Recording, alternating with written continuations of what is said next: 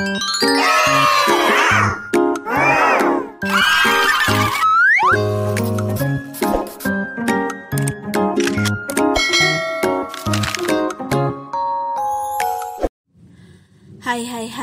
anak-anak hebat. Apa kabar kalian?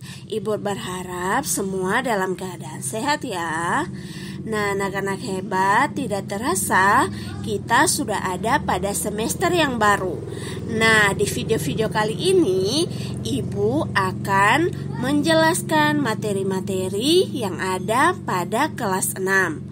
Nah, materi yang pertama yang akan kita bahas ini terdapat pada buku tema 1, yaitu Selamatkan Makhluk Hidup. Subtema 1, Tumbuhan Sahabatku, dengan materi pembelajarannya perkembangbiakan tumbuhan secara generatif. Nah, anak-anak hebat, sebelum mulai belajarnya, mari kita berdoa terlebih dahulu ya, agar materi yang Ibu sampaikan anak-anak dapat menerima dengan baik. Berdoa dimulai. Berdoa selesai. Anak-anak hebat, makhluk hidup berkembang biak dengan cara menghasilkan keturunan. Makhluk hidup berkembang biak untuk melestarikan jenisnya. Secara umum, perkembangbiakan makhluk hidup terbagi atas dua. Yang pertama, perkembangbiakan secara vegetatif atau tidak kawin, dan yang kedua, perkembangbiakan secara generatif atau kawin.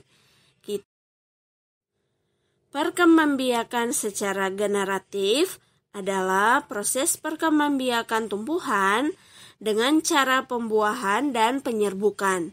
Perkembangbiakan secara generatif tumbuhan hanya terjadi pada tumbuhan yang memiliki organ reproduksi seperti serbuk sari dan kepala putih. Nah, apa ya itu serbuk sari?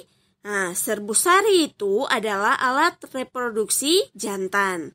Sedangkan kepala putih adalah alat reproduksi betina pada tumbuhan. Artinya, perkembangan generatif tanaman dapat terjadi melalui perkawinan. Jika tanaman tidak memiliki organ reproduksi, ia tidak dapat mengalami perkembangbiakan generatif. Proses penyerbukan perkembangbiakan generatif pastinya dimulai dengan cara penyerbukan. Penyerbukan itu adalah proses jatuhnya serbuk sari yang menempel pada kepala putik dari tanaman. Jika prosesnya berhasil, maka akan menghasilkan serbuk sari. Biasanya terjadi pada tumbuhan yang berbiji. Kemudian selanjutnya butir-butir serbuk sari akan masuk ke bakal biji. Pada bakal biji akan terjadi proses pembuahan. Nah, pembuahan itu adalah proses meleburnya sel jantan atau serbuk sari dengan sel betina atau kepala putik. Setelah selesai proses penyerbukan, maka akan menghasilkan bakal buah. Selain itu, ada beberapa cara dalam proses penyerbukannya. Nah, berikut ini adalah cara dalam penyerbukan perkembangbiakan generatif pada tumbuhan. Yang pertama, penyerbukan sendiri. Nah, penyerbukan sendiri ini akan terjadi hanya jika serbuk sari dan kepala putik berada pada suatu tanaman atau bunga yang sama. Yang kedua, penyerbukan tetangga atau geitonogami. Penyerbukan yang terjadi jika serbuk sari yang menempel di kepala putik berasal dari bunga yang berbeda, tetapi masih pada satu tanaman. Yang ketiga, penyerbukan silang atau alogami. Penyerbukan silang ini terjadi jika serbuk sari yang menempel di kepala putik berasal dari tanaman yang berbeda, tetapi masih satu jenis.